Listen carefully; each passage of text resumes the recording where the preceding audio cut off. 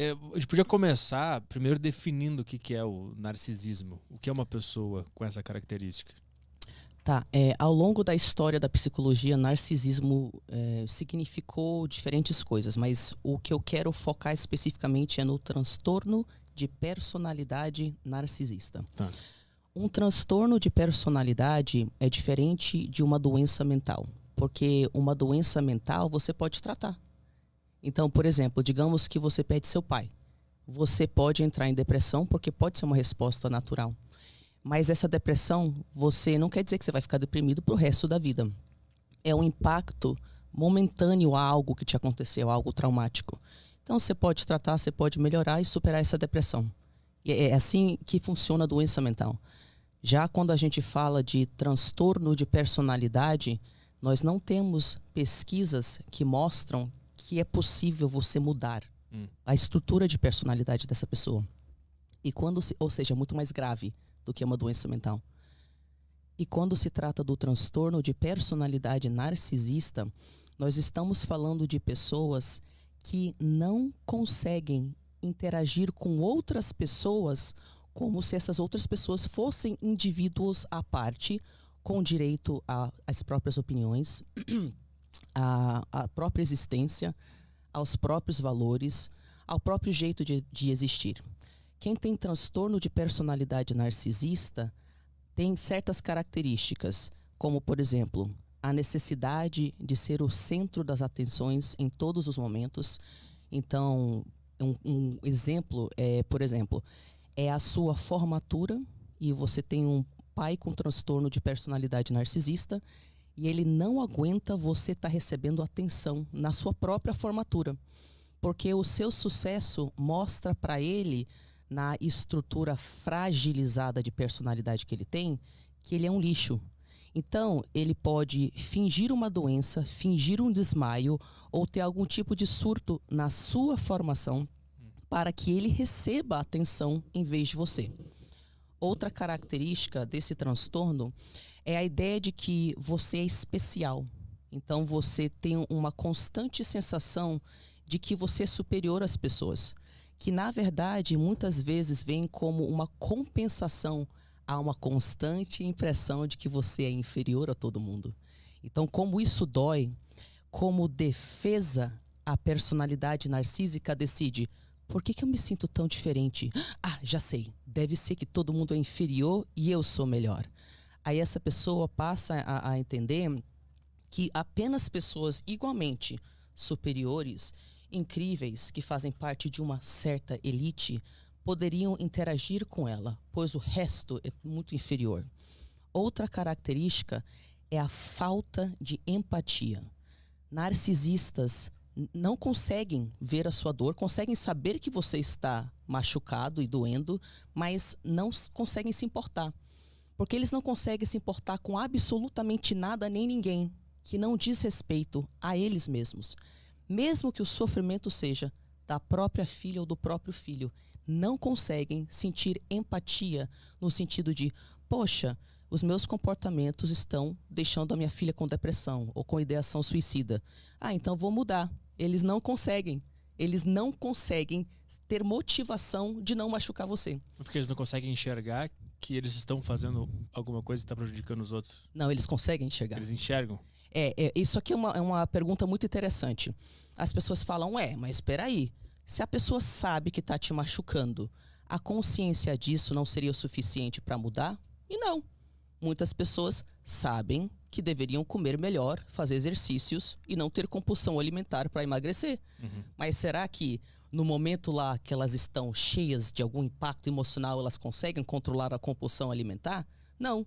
Então, existe uma gigantesca diferença entre você perceber que um comportamento te faz mal e faz mal aos outros, e você achar que você tem uma razão para mudar o seu comportamento.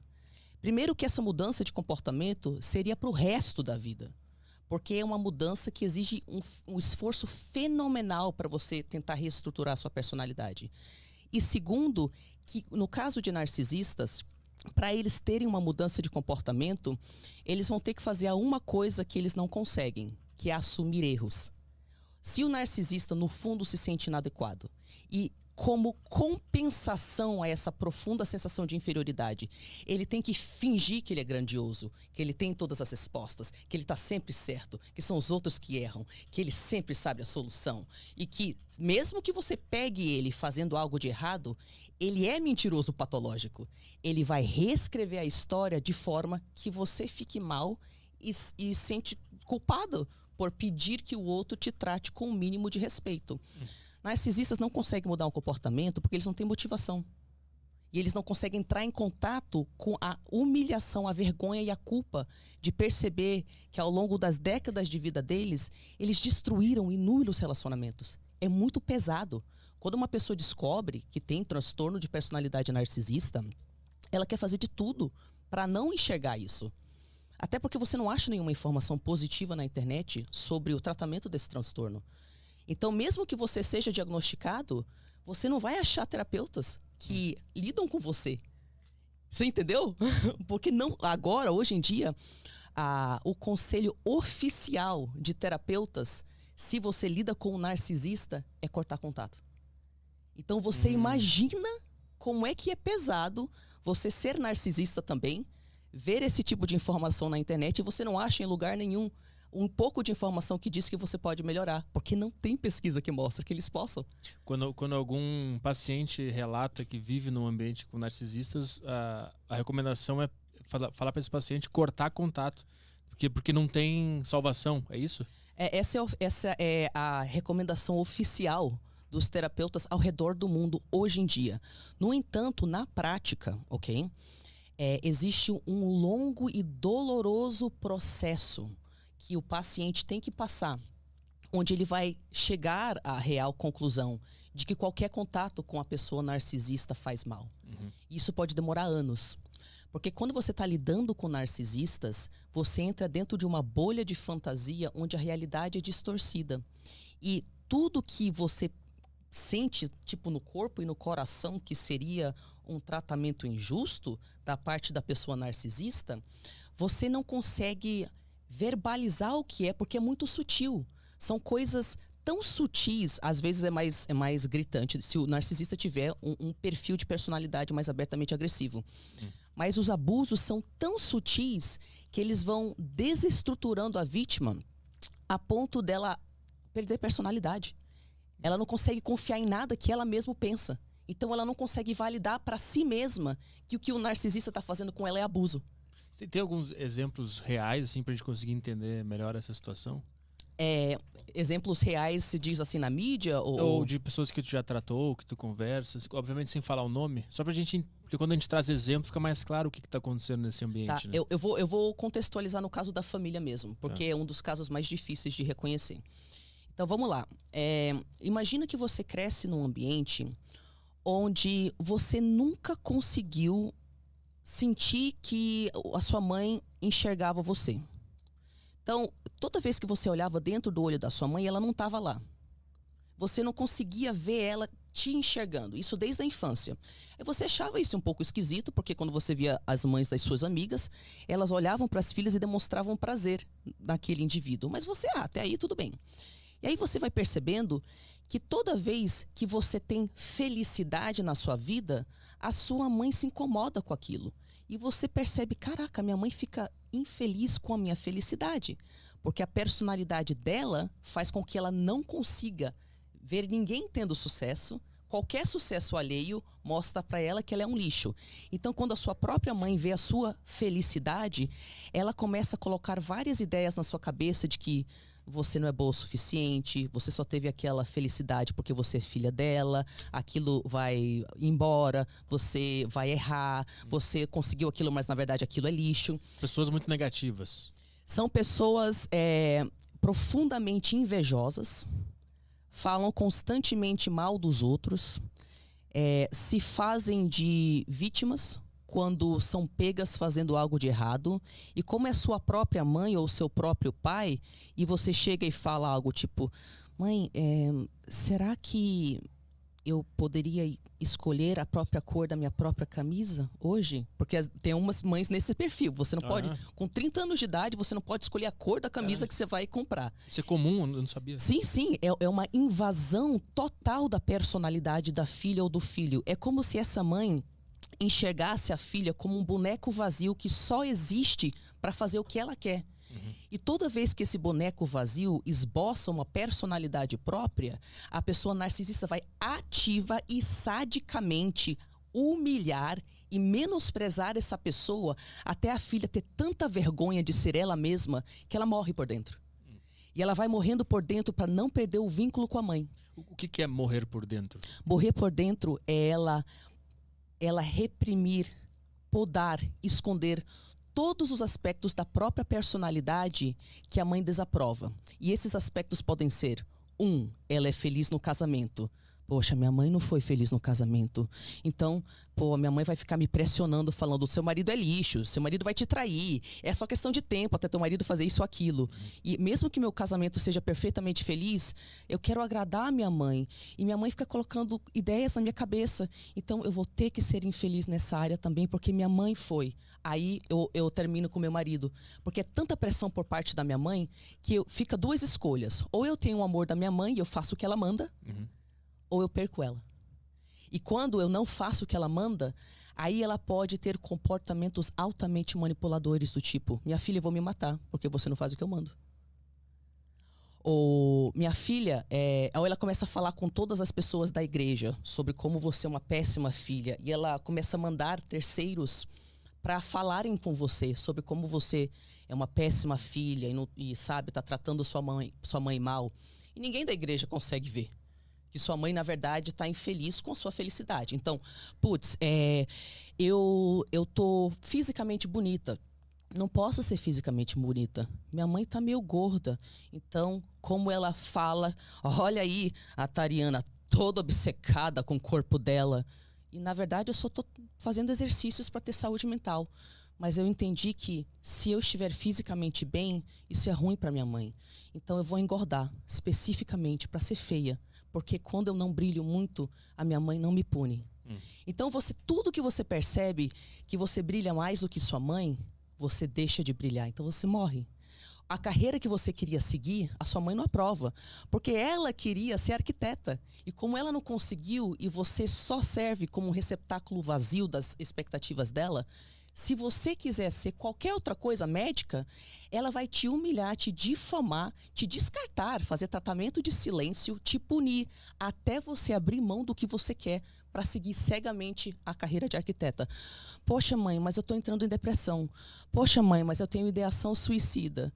E todas as coisas que eu fiz por você, eu te criei. Então, mães e pais narcisistas quase que sempre usam o fato de que eles te criaram como uma dívida eterna, para você jamais conseguir escolher suas próprias coisas. Então, é uma competição constante, uma rivalidade constante entre o pai ou a mãe narcisista e os filhos. E você percebe que, se você tiver qualquer sucesso pessoal, você perde o amor deles.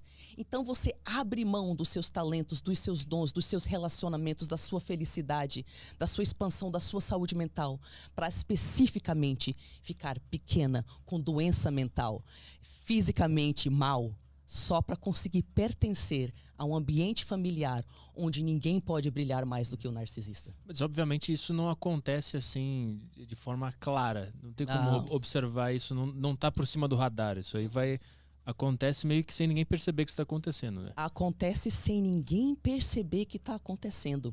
E se você percebe algo errado, porque no corpo a gente percebe. Eu sou filha de mãe narcisista. E eu lembro que desde criança eu sabia que minha mãe era diferente. Você sente que ela é diferente, ou ele é diferente dos outros pais. Mas você não consegue verbalizar. E não tem ninguém que te valide. Porque se você falar para qualquer pessoa fora da sua família: minha mãe é meio esquisita.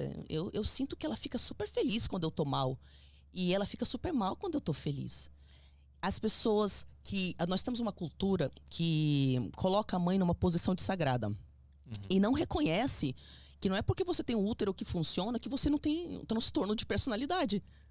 Sabe? A gente vive numa sociedade onde, Quando aparecem histórias no jornal de mães e pais que fazem coisas monstruosas com seus filhos, todo mundo fala, nossa, tem gente que realmente não devia ter filho. Mas essa mesma sociedade, se você tentar pedir ajuda antes de chegar nesse momento extremo que a criança morre, ninguém te valida. Você é uma má filha. Ah, mas mãe é assim mesmo, pai é assim mesmo. Eu quero deixar claro que a gente não está falando de conflitos entre pais e filhos. Isso todo mundo tem. Inclusive, quando você estuda psicanálise, tem que existir frustração entre os pais e os filhos. Porque faz parte de um caminho natural de individuação. Eu tenho uma coisa que é natural eu sentir raiva dos meus pais e me rebelar para que eu descubra a minha personalidade. Nós não estamos falando disso. Nós estamos falando de pessoas que têm um perfil de personalidade que, quando você interage com elas, você literalmente morre por dentro. Eu vou te dar uma ideia.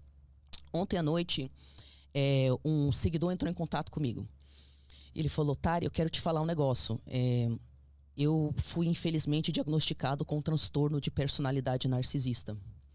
E foi necessário eu destruir a vida de 3 parceiras minhas para perceber. E olha que louco, as 3, sem combinarem entre si, me falaram a mesma frase.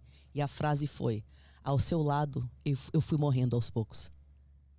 Então, é isso que acontece. Você não consegue perceber que a pessoa está fazendo você duvidar de tudo que você tem de luz através de um mecanismo de manipulação psicológica chamado gaslighting.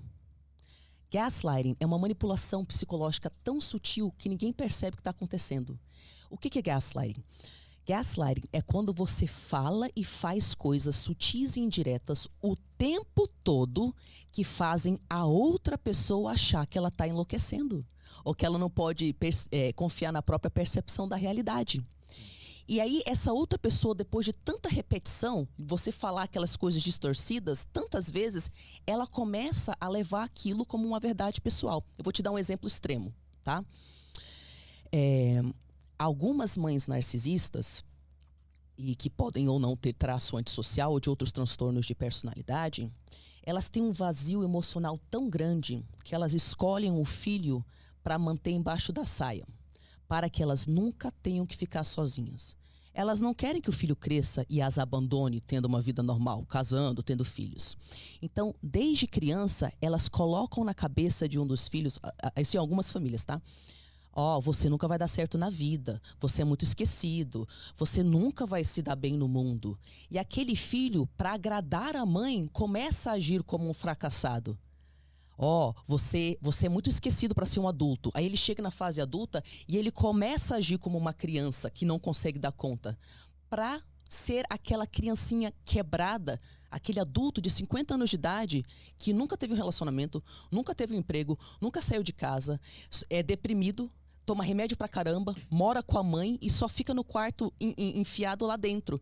E aí quando você vai ver, mas será que esse cara realmente tem uma deficiência cognitiva? Será que ele tem algum tipo de problema que ele não poderia ser um ser humano autônomo na vida? Não tem nenhum problema.